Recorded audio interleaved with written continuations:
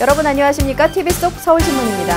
대통령 선거를 한 달 남짓 앞둔 시점답게 정치판이 참 치열하게 돌아가고 있습니다. 두 야권 후보는 단일화를 향해 달려가고 있고 민심을 사기 위한 법안 통과도 줄줄이 이어지고 있죠. 표심에 따라 움직이는 건 당연합니다. 그런데 국민의 불편함을 가중시켜서야 되겠습니까? 이번 버스 운행 중단 같은 일 말입니다. 이런 건 뼈를 주고 살을 취하는 병법도 아니고 속보이고 불신만 키우는 일이라는 것 정말 모르는 걸까요? 지난 한 주 동안 SNS를 뜨겁게 달군 이슈를 만나는 톡톡 SNS로 TV 속 서울신문 시작합니다.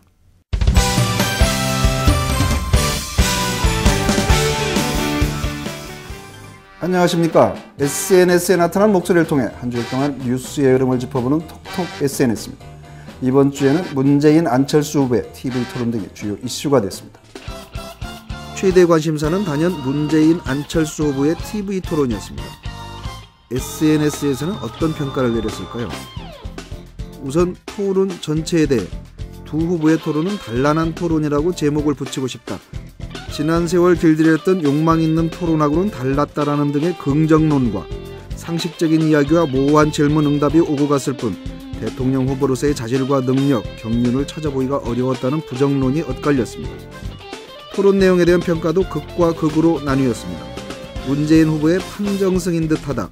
공약의 준비 정도와 이해도, 새로운 정치에 대한 구체적 확신과 의지 등에서 안철수 후보보다 준비된 후보임을 증명했다. 문재인 후보가 나는 살고 너는 죽어라는 극단적인 자세였다면 안철수 후보는 나도 살고 너도 살자는 자세였다는 등 상반된 의견이 나왔습니다. 교통대란은 피했지만 일시적인 버스 운행 중단에 따라 시민들이 큰 혼란을 겪었습니다. SNS도 이 문제로 뜨거웠는데요. 이 사태는 택시를 대중교통수단으로 인정하자는 탁상공론을 펼치는 국회의원들에 의해 시작된 건데 피해는 국민들이 짊어지고 있다. 싸우는 건 자기들이 하고 피해는 일반 국민이 있고라는 등 정치권과 버스 회사를 성토하는 목소리가 높았습니다.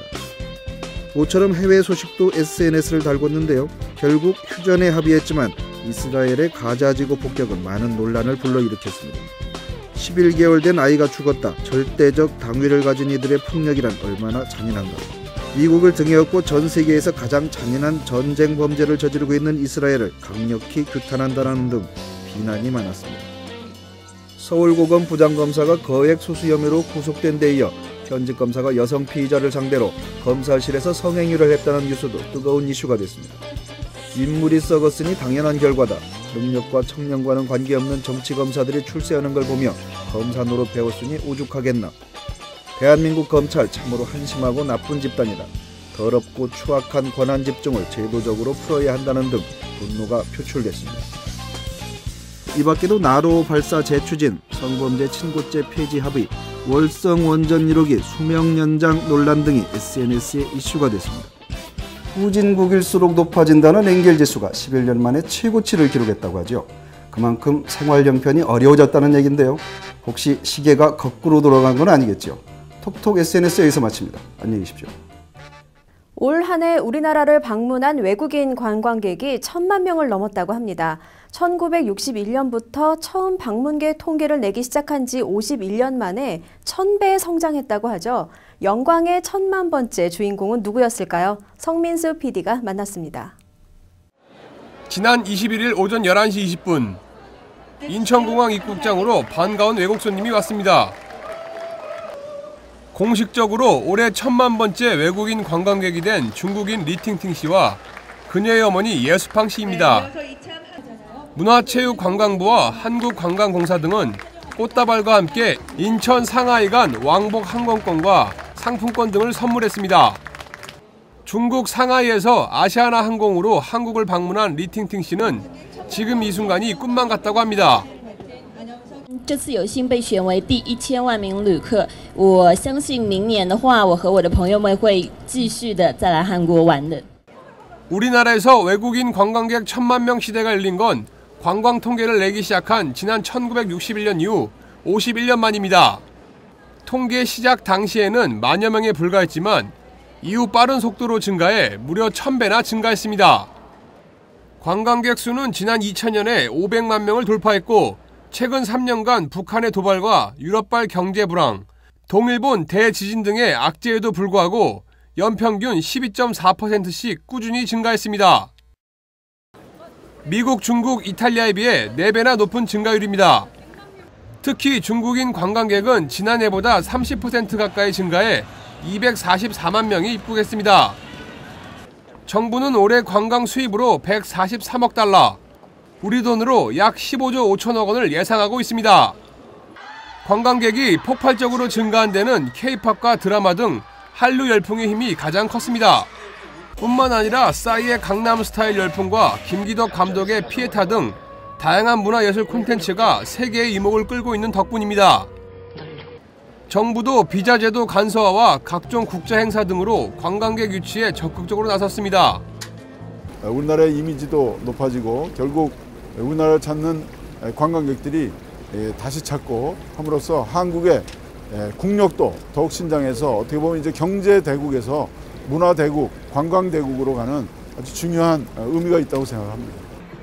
하지만 서울에 집중된 천편일률적인 관광 코스와 숙소 부족 문제, 전문 가이드 부족 등은 앞으로 해결해야 할 숙제로 남았습니다. 서울신문 송민수입니다. 정치인 하면 딱딱하고 권위적이다라는 인식이 적지 않죠. 그림 속에서는 친근한 이미지로 변신했다고 합니다. 젊은 작가들이 대선 주자들을 소재로 다양한 작품을 만들어 선보인 전시회가 있다는데요. 무슨 바람을 전하고 싶은 걸까요? 박홍규 PD가 전합니다. 정치인들이 그림 속에서 마음껏 끼를 뽐냈습니다. 영화 맨 인 블랙의 주인공으로 변신하고 개그 콘서트 인기 코너의 주인공도 돼봅니다. 가수 싸이의 강남스타일 춤을 추는 그림에선 흥겨운 음악에 맞춰 금방이라도 그림 밖으로 튀어나올 듯합니다. 서울 역삼동 갤러리 엘레에서는 중앙선거관리위원회 후원으로 오는 30일까지 용감한 작가들 2012 대선 주자전이 열립니다. 관람객들은 그림을 감상하고 정치인들에게 바라는 점 등을 쪽지에 남김으로써 이번 대통령 선거와 정치에 큰 관심을 보였습니다. 자기 위치에서 소박하지만 바라고 싶은 것들이 참 많이 있다는 것을 그림을 통해서 다시 보게 되고 또 작가들과 또 저희의 생각들이 소통하는 그런 부분들이 있어서 좀 좋았던 것 같습니다. 젊은 분들이 전부 다 출마했으니까 앞으로 우리 사회가 더 좀 젊게 액티브하게 좀 이렇게 진행됐으면 좋겠습니다. 이번 전시회에는 유력 후보뿐만 아니라 군소 후보들 그리고 선거를 함께 준비하는 사람들을 담은 그림 20여 점이 전시됐습니다.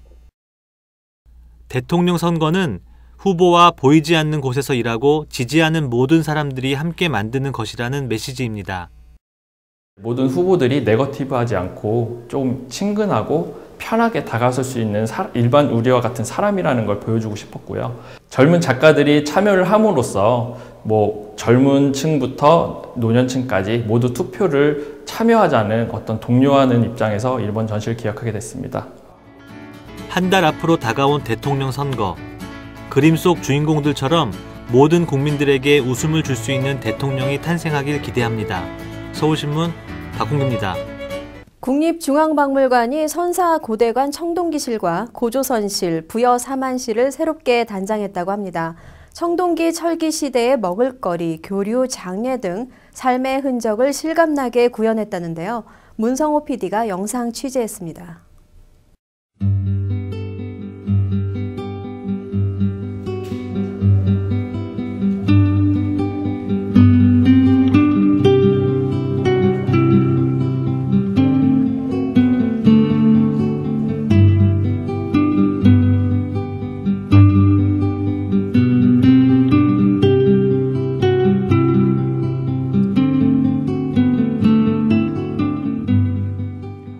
최초의 국가인 고조선을 비롯하여 부여와 사만의 여러 나라들이 성장했던 이 시기의 역동적인 시대상과 그 시대 사람들의 믿음, 먹거리, 교류, 장례 등 삶의 흔적과 정신세계를 새로 개편한 전시를 통해 볼 수 있을 겁니다.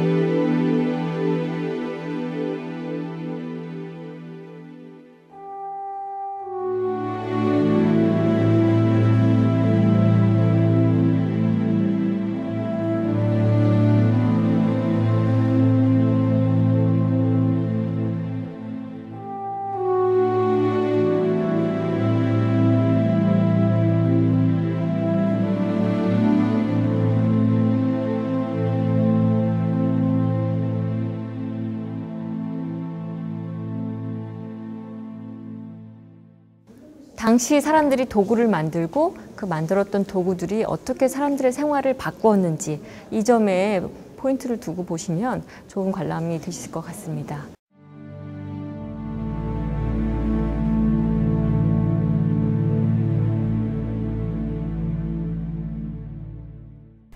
작가의 작업 공간을 찾아 작품 세계를 들여다보는 작업실. 오늘은 집단적 시대 흐름에 편승하지 않고 자신만의 색깔로 늘 새로운 시도를 하는 한만영 작가를 찾았습니다. 하메리 영상 에디터가 전합니다.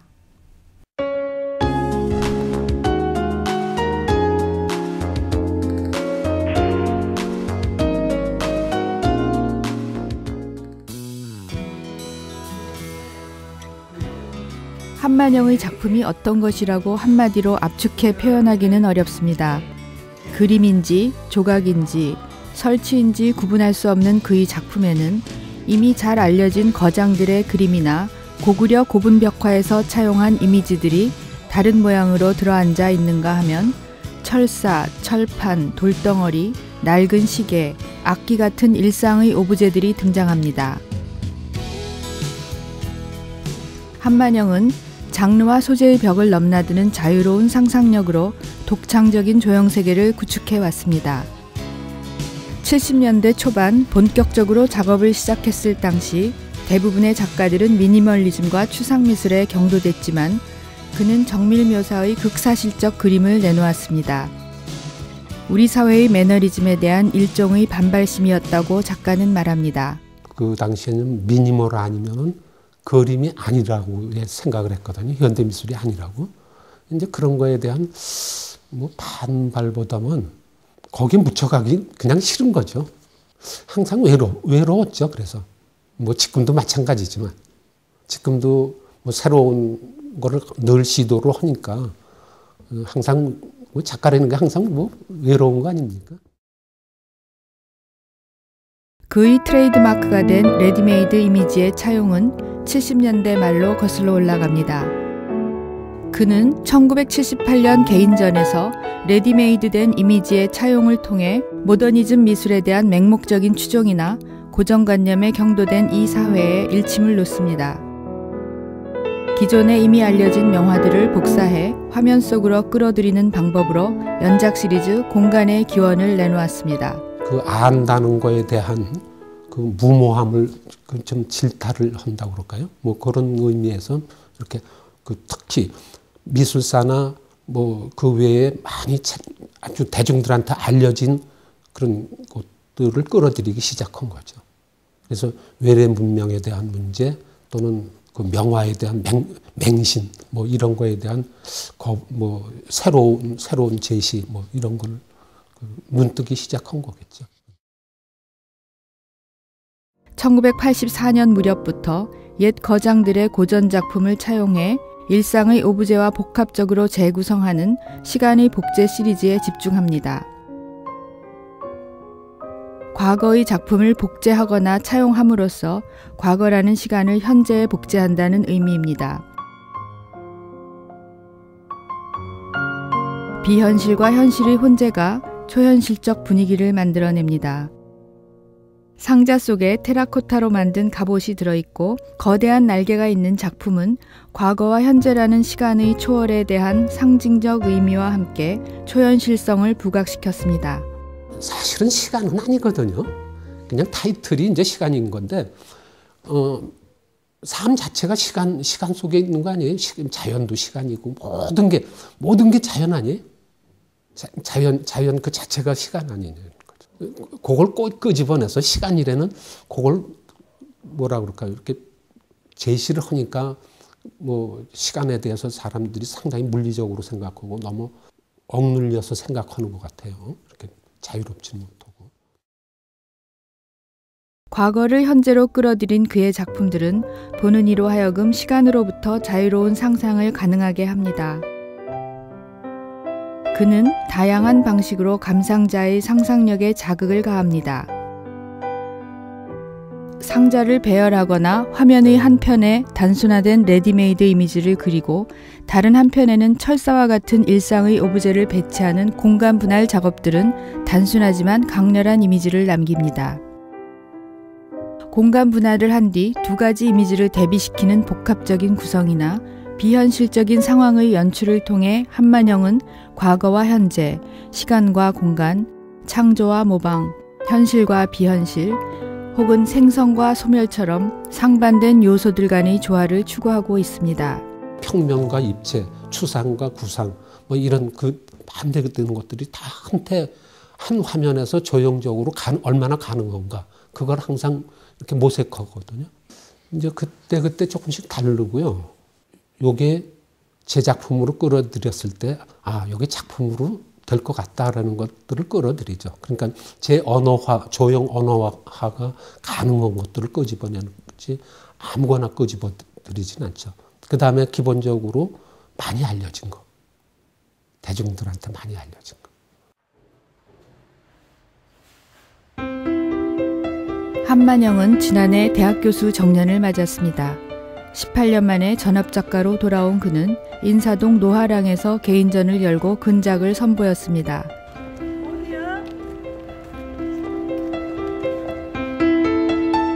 공간 분할 방식으로 레디메이드된 이미지를 보여주는 것이 아니라 이번에는 철판을 이용한 섀도우 드로잉으로 우리에게 익숙한 이미지를 화면에 끌어들여 왔습니다. 만해의 걸작 피리 부는 소년이 피리를 불고 고갱의 타이티 여인은 나비가 되는 꿈을 꾸기도 합니다. 고구려 고분벽화 속 여인이 수줍게 치맛자락을 흔들고 활 쏘는 용사와 함께 벌판을 달리는 말은 즐거워 비명을 지르는 듯 합니다. 현실과 비현실이 교차하는 가운데 즐거운 상상의 세계로 우리를 초대합니다. 평면 작업도 보입니다. 핑크빛 화폭에 담긴 매화꽃에서는 향기가 나는 듯 합니다. 저렇게 평면은 요 최근에 아마 처음일 것 같습니다. 저거만으로도 충분히 이야기가 표현이 됐으니까. 제가 이렇게 여태까지 한눈 팔았던 것 같고 그런 거에서 물론 학생들을 이렇게 후학을 가리키는 것도 중요하지만 늘 이렇게 작업만 해야 된 데는 이렇게 그거에 꿈꿔왔었는데 이제 그게 자연적으로 오니까 너무 좋아요.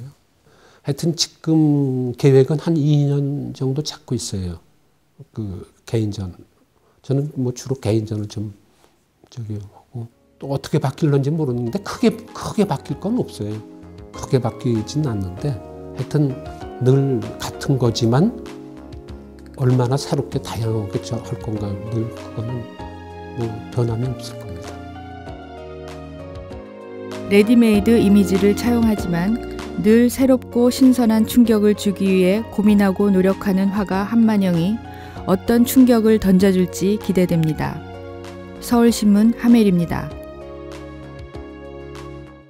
전기료 15만 원을 내지 못하고 촛불의 의지에 잠을 청하던 할머니와 6살짜리 손자가 숨지는 일이 있었습니다. 정말 안타깝고 슬픈 일입니다. 하루가 다르게 추워지는 날씨에 이런 참담한 소식이 이어지지 않을까 걱정입니다. 사람이 온돌이다. 서울시의 캠페인 문구인데요. 우리 모두가 떠올려야 할 말인 듯 합니다. 따뜻한 체온을 나누는 주말 보내시길 바랍니다. 오늘 TV 속 서울신문은 여기까지입니다. 저희는 다음 주 이 시간에 다시 찾아뵙겠습니다. 안녕히 계십시오.